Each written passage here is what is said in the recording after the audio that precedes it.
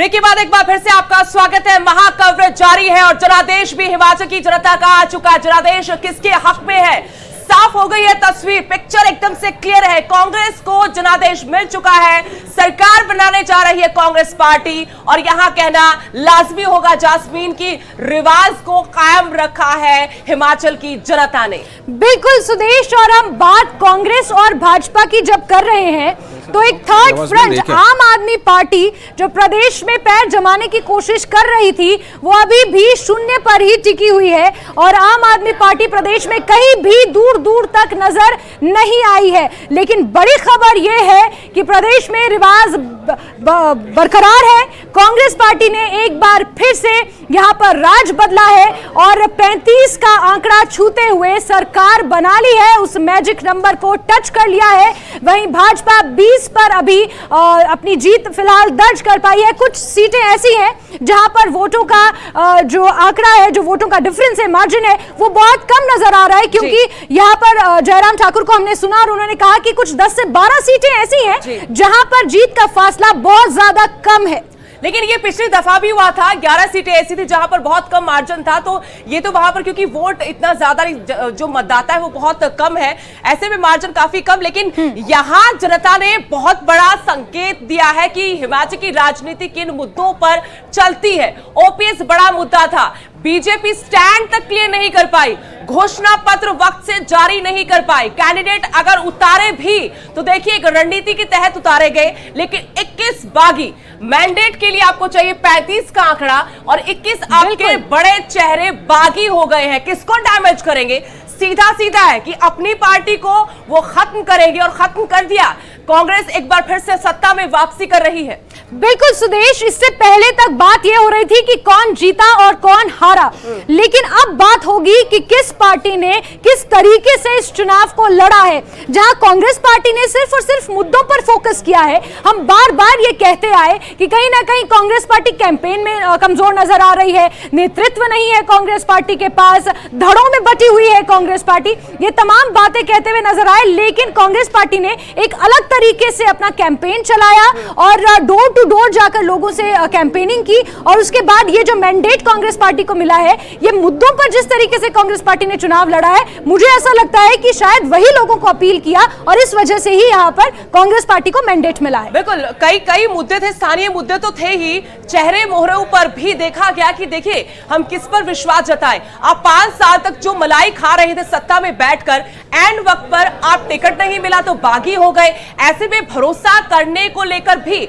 मतदाता ये फैसला कर चुके थे कि हमें किस तरफ जाना है और हम बार बार इस बात को दोहरा रहे कि मुद्दे थे, मुद्दे गौण नहीं थे हिमाचल प्रदेश में, जैसा कि बीजेपी मानकर चल रही थी या फिर कोशिश कर रही थी कि महंगाई बेरोजगारी मुद्दा नहीं है। डबल इंजन की दुहाई दी, रिवाज बदलने का दम भरा, लेकिन यहां पर कोई भी दांव पेंच काम नहीं आया बीजेपी का। बड़ा सवाल यह है कि मंथन होगा तो क्या बड़ी सर्जरी होगी? आपने बड़ी सर्जरी ऐसे वक्त में की जब जरूरत नहीं थी। अगर सर्जरी करनी ही थी तो आपके पास पहले कोविड के बाद भी आपके पास वक्त बचा था, आप बाय पोल के बाद भी ये सर्जरी कर सकते थे। लेकिन आपने ऐसा वक्त चुना जब चुनाव की घोषणा हो गई थी, आपने ऐसे उम्मीदवारों पर दांव खेला कि आज वो चारों खाने चित हो गए। बिल्कुल सना, और माफ कीजिए, बिल्कुल सुदेश, और इस बीच हमारे सहयोगी विशाल हमारे साथ यहाँ पर जुड़ चुके हैं। विशाल, मैजिक आंकड़े को छू लिया है कांग्रेस पार्टी ने और भाजपा जिस नारे के साथ चुनाव लड़ रही थी वो नारा पूरी तरीके से खारिज हो चुका है, राज बदल चुका है। विशाल, बिल्कुल, देखिए बीजेपी ने जो कहा था कि मिशन रिपीट, और मिशन रिपीट का कहने का मतलब ये था कि जो रिवाज है उसे हम बदल देंगे और राज बरकरार रहेगा। तो ये कोई नई बात नहीं है, हर पार्टी अपना एक नैरेशन देती है, एक नैरेटिव सेट करती है। लेकिन और मिशन रिपीट के लिए बीजेपी ने बहुत कोशिशें भी की। कहा जाता है कि चुनाव जीतने के लिए आप जो बन सकता है करें, और ये बीजेपी ने करके दिखाया है कि वो क्या क्या कर सकती है।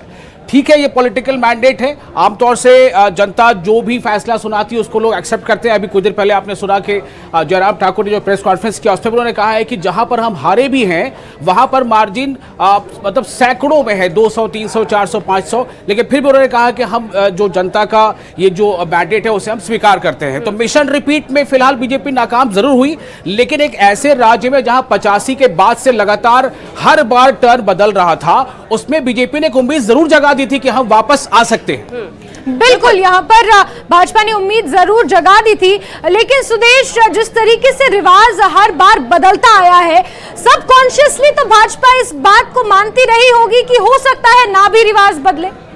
लेकिन लगता नहीं कि बीजेपी ने जो जोर लगाया था, उनको ये तो था कि 5 साल में जयराम सरकार ने जो काम किया और जो नहीं कर पाए उसके साथ जनता के बीच जा रहा है, तभी इतने चेहरों को बदला गया, तभी इतने बागी हुए। एंटी इनकम्बेंसी थी, सत्ता विरोधी लहर का अंदाजा बीजेपी को था, भाग गए थे, लेकिन कोई बड़ा कठोर कदम नहीं उठा पाए। लगातार चर्चाएं होती रही, विधानसभा चुनाव से पहले दिल्ली दरबार में मुख्यमंत्री को बुलाया जाता रहा, तब अटकलें लगती रही कि चेहरे को बदला जा सकता है और चेहरा अगर आएगा तो फिर अनुराग ठाकुर वो चेहरा हो सकते हैं।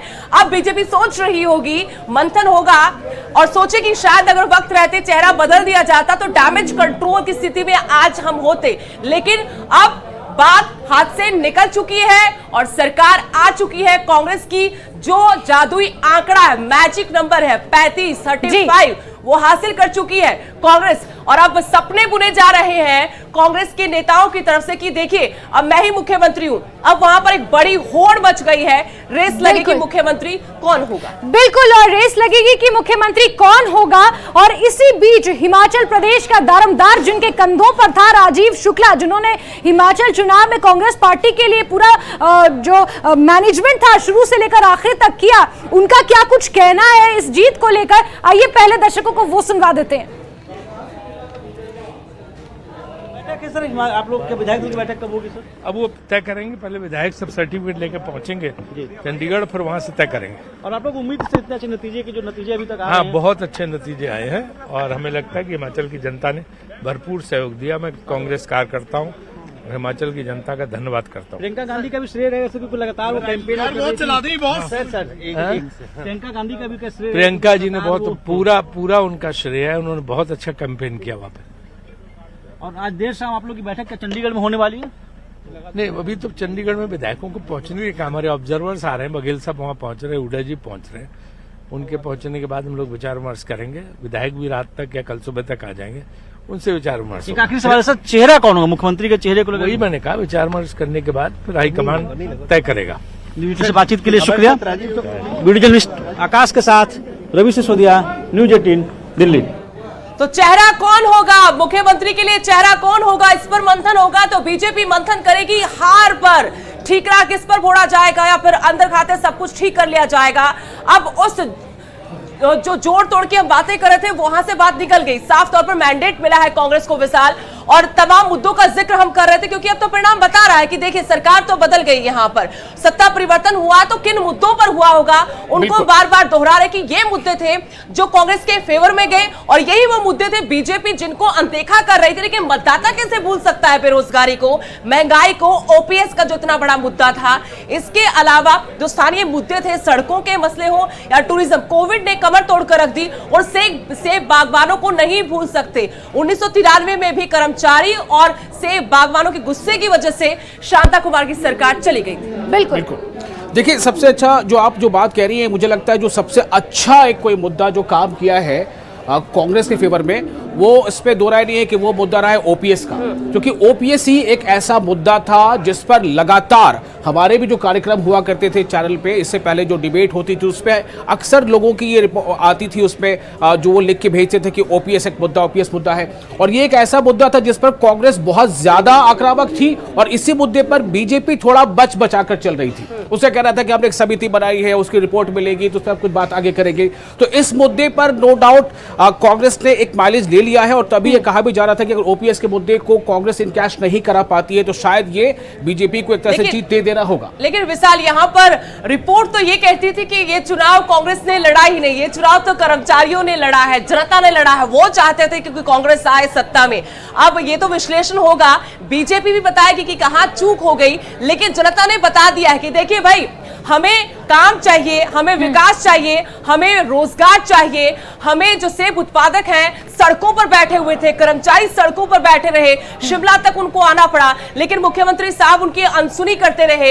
एक बार मिले भी तो वहां पर कोई ठोस आश्वासन देते हमें नजर नहीं आए, तो अब भुगतना पड़ रहा है मुख्यमंत्री जयराम ठाकुर को। भले छठी दफा खुद जीत गए, लेकिन इस बार सिर्फ अपनी सराज सीट नहीं बचानी थी, बल्कि यहां पर पूरे प्रदेश का जिम्मा उनके कंधों पर था। भले नरेंद्र मोदी का चेहरा आगे करना पड़ा हो, वहीं से अंदाजा लगाया जा रहा था। देखिए, जयराम को पीछे करने का मतलब यह था कि 5 साल में सरकार अच्छा परफॉर्म नहीं कर पाई है। बिल्कुल सुदेश, क्योंकि हिमाचल प्रदेश को अगर हम देखें, सोशो इकोनॉमिक स्ट्रक्चर भी अगर हम हिमाचल प्रदेश का देखें, लोग वहां पर बहुत ज्यादा सशक्त हैं।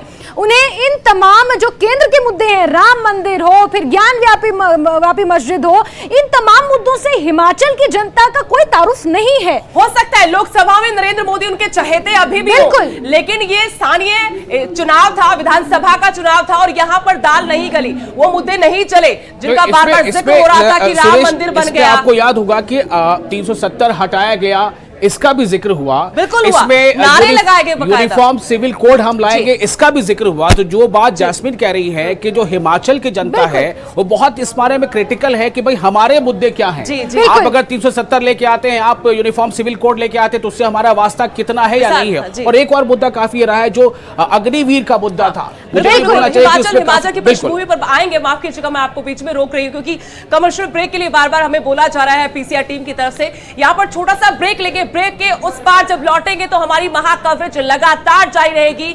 आपको सीट वार सिलसिले से बताएंगे कैसे यहां पर किस उम्मीदवार ने बाजी को पलट दिया।